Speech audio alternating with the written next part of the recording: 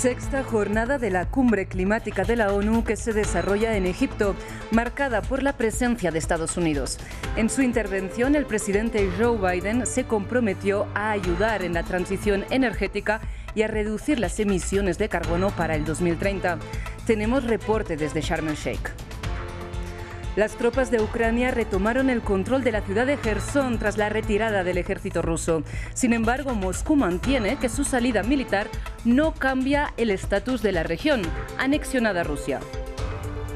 El oficialismo y la oposición de Venezuela se encontraron en París en el marco del Foro para la Paz liderado por el presidente francés Emmanuel Macron. Estuvieron presentes también los presidentes de Argentina y Colombia. Gustavo Petro destacó la violencia causada por el narcotráfico y la guerra contra las drogas. Buenas tardes, bienvenidos a las noticias de France 24 en español. Soy Rosa Pérez Masdeu y es para mí un gusto acompañarles. Empezamos esta edición en Egipto, porque el presidente de Estados Unidos, Joe Biden, estuvo en Sharm el Sheikh, donde se desarrolla, recordemos, la COP27. En Egipto se reunió con el presidente Abdel Fattah al-Sisi para abordar la relación entre El Cairo y Washington, así como problemas de seguridad regional. Mientras que en su alocución ante la cumbre climática, Biden se comprometió a ayudar en la transición energética y a reducir las emisiones de carbono para el año 2030. Sin embargo, no concretó ninguna medida en referencia al fondo de daños y pérdidas que pide el sur global, particularmente los países menos industrializados y menos contaminantes. Nuestras enviadas especiales a Sharm el Sheikh, María Clara Calle y Marina Colorado, con los detalles. Tres grandes compromisos hizo el presidente Joe Biden aquí en la COP27. La primera es la creación del Plan de Acción sobre el Metano, con el que se espera que Estados Unidos reduzca en un 87% sus emisiones de este gas de aquí a 2030. Otro de los anuncios es duplicar el respaldo que da al Fondo de Adaptación para llegar a 100 millones, el doble de lo que prometió en la COP26 en Glasgow. Y otro de los anuncios es dedicar 150 millones para acelerar el plan de Fondo de Emergencia para Adaptación y Resiliencia. Y dentro de ellos se cuentan 500 millones para ayudar a Egipto a una transición energética, algo que hace en alianza con la Unión Europea y Alemania. El presidente Biden no habló, sin embargo, de una de las promesas esperadas, que era reducir las emisiones de los contratistas federales en Estados Unidos. Por otra parte, Biden defendió la ley para la reducción de inflación, con la que dedicó 370.000 millones de dólares para combatir el cambio climático. Sin embargo, los activistas estadounidenses dicen que claramente sí es el plan más grande en la historia, pero que nunca ha habido otro y que este monto representa tan solo el 4% de lo que se destina al presupuesto de defensa. El problema principal de la ley para la reducción de inflación es que no hace nada para enfrentar nuestros problemas de combustibles fósiles en el mundo. Solo destina dinero para la energía renovable, pero también afianza el interés por los combustibles fósiles. Le da a las compañías de combustibles fósiles las posibilidades para hacer más nuevos arrendamientos, para explorar gas y petróleo. Y esa es la dirección opuesta de donde necesitamos ir. Lo que le pedimos a Estados Unidos es que cree una especie de mecanismo de financiación que pueda hacerle frente a los daños y las pérdidas y comience a financiar las clases de reparación que son necesarias por parte de los grandes contaminadores de Estados Unidos y que han afectado a las comunidades que poco hicieron para causar el problema. Y precisamente en el marco de la COP27, France 24 les ofrece una serie de reportajes relativos a la crisis climática. Este episodio está centrado en Ecuador, donde el retroceso del 50% de los glaciares volcánicos es una de las consecuencias más evidentes del calentamiento global. El informe es de nuestro corresponsal, Gustavo Ortega. Luisa Machado es centinela del Parque Nacional Antizana. Su tarea de proteger el volcán es cada vez más ardua. El deshielo avanza cada año y atenta con dejar sin agua a la población que habita en la capital ecuatoriana. El retroceso es de 20 a 25 metros por año y eso es realmente preocupante. Es una cantidad de retroceso muy pronunciada que a la vez afecta tanto a la producción de agua, Además del deshielo, el agua que se consume en la capital ecuatoriana proviene de esta laguna de origen glaciar, a 35 kilómetros del volcán Antizana. La crisis climática y la escasez de lluvias amenazan estos reservorios naturales, reduciendo sus niveles de agua. Sequía tremenda. La sequía también preocupa a Patricio Muñoz, guardaparques quien conoce el lugar desde hace 40 años. Para proteger la diversidad vegetal, siembra huertos que aspira a convertir en 5.000 nuevas plantas al año. La vegetación muere constantemente por la falta de lluvias y el incremento del sol. Se contabilizaban hasta 300 días de lluvia, ¿no? Y apenas teníamos un mes entre medio seco o medio húmedo. Hoy totalmente ha cambiado. Me agrada que la zona de amortiguamiento aún la tenemos. Además de la flora, también la fauna está sufriendo de los estragos de los cambios de temperatura. Ante la migración de muchas especies, Luisa vigila que el cóndor, ave típica nacional en peligro de extinción, permanezca en su hábitat natural. Camino a la Antizana, el desgaste glaciar devela sus capas rocosas a kilómetros de distancia y confirma nuevas amenazas. Los microplásticos, y eso también es un factor que durante años, ya sea por actividades turísticas, por actividades antrópicas, y el mismo ambiente ya tiene microplásticos y están depositándose en el nevado. En total, son 120.000 hectáreas de áreas protegidas amenazadas. De desaparecer este parque natural, poblaciones enteras quedarían sin agua y ya no existiría el ecosistema más rico de Ecuador. Vamos ahora con noticias relacionadas con la guerra en Ucrania, porque el ejército ucraniano retoma la localidad de Jersón tras la retirada total de las tropas rusas. Decenas de civiles celebraron la llegada de las fuerzas ucranianas a la ciudad. Recordemos que Jersón era la mayor urbe bajo control de Moscú y un punto geoestratégico de la guerra. Sin embargo, Rusia mantiene que la salida militar de la ciudad no cambia su estatuto de zona anexionada. Según Moscú, tras su retirada de Jersón, no quedan tropas rusas al oeste del sistema fluvial Dnieper, que divide Ucrania. El mayor repliegue organizado de las tropas rusas desde que abandonaron la región de Kiev ha sido celebrado por el presidente ucraniano como una victoria para su país. Hoy es un día histórico. Estamos recuperando el sur de nuestro país. Estamos recuperando Jersón. A partir de ahora, nuestros defensores están en las afueras de la ciudad. Solo falta un poco más y luego empezar a entrar.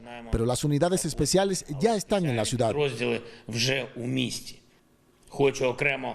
Quiero hacer una mención especial a esos soldados, mercenarios y colaboradores rusos que fueron abandonados en Jersón y otras ciudades del sur. La única posibilidad de que ustedes se salven es rendirse al cautiverio ucraniano, de conformidad con la ley y las normas internacionales.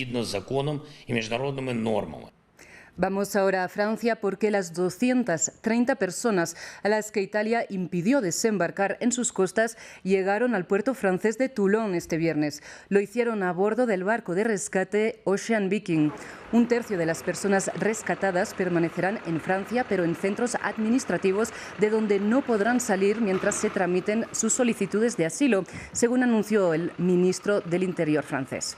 El resto de personas rescatadas serán dirigidas a otros países de la Unión Europea, pero mientras la falta de alternativas migratorias legales para llegar y permanecer en territorio comunitario continúa en el fondo de la cuestión, Francia acusó a Italia de responder de forma inhumana a una situación de emergencia humanitaria.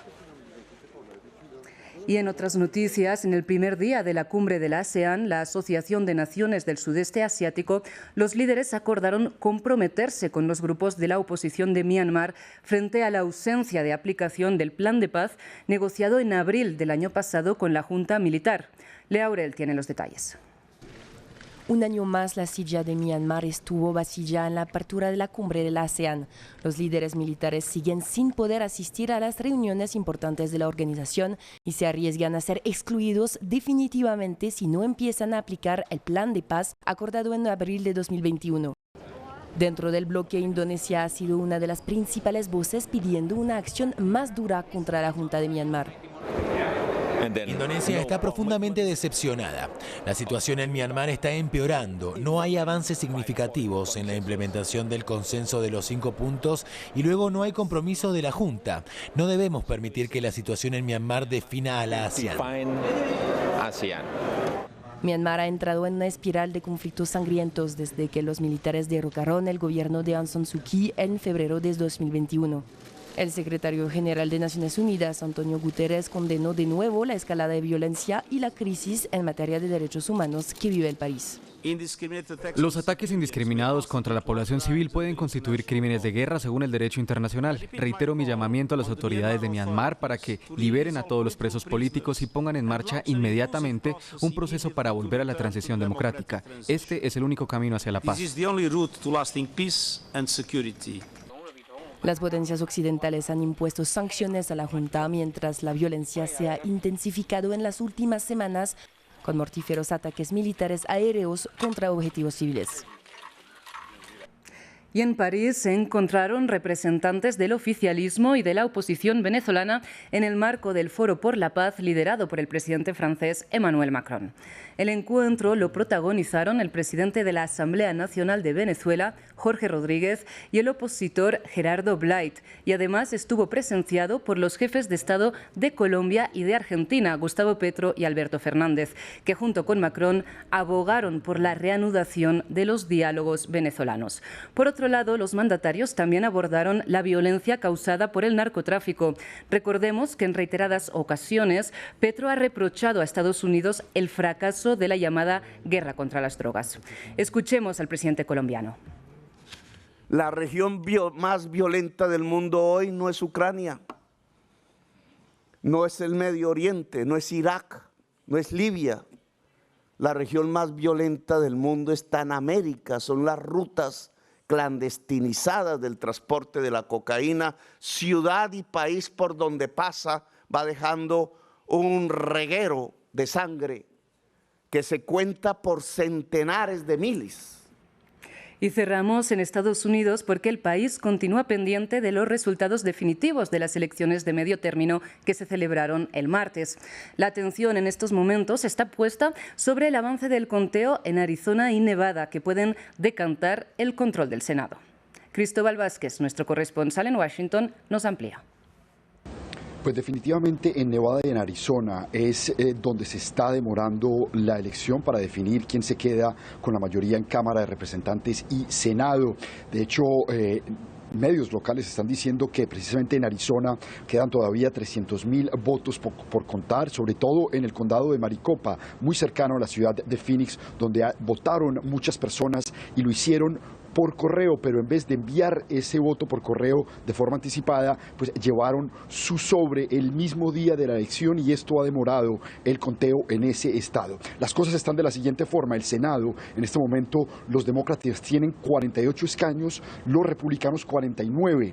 En el Senado, precisamente, lo que están diciendo los pronósticos es que Nevada pues, va a ser un estado que van a ganar los republicanos. El republicano Laxalt va a ganar ese estado según las proyecciones. Arizona, a pesar de que no se ha terminado de contar la mayoría de los votos, le dan ese estado a los demócratas, al demócrata Mark Kelly. Así entonces la cosa quedaría dependiendo únicamente de lo que pase en Georgia, porque recordemos que de haber un empate, 50 escaños republicanos, 50 demócratas, el voto, el escaño de la vicepresidenta Kamala Harris es el que le daría la mayoría entonces al partido demócrata. En cuanto a la Cámara, en este momento los demócratas tienen aseguradas 204 sillas, los republicanos 211 sillas, están muy cerca de lograr esa cifra mágica de 218 votos, sillas para lograr la mayoría. Y en cuanto a gobernaciones, 22 gobernaciones han ganado los demócratas en esta elección y 24 los republicanos. Hay que resaltar que ha habido cierta tensión internamente en el partido